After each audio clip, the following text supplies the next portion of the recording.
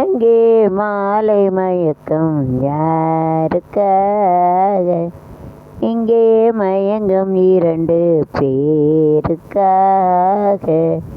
இனி நாளை வரும் என்று காத்திருந்தால் ஒரு நாளல்லவோ இனிதாகும்.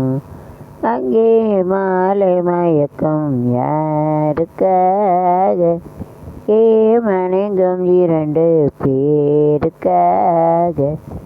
நாளை வரும் என்று காத்திருந்தால் நாளல்லவோ வீணாகும்.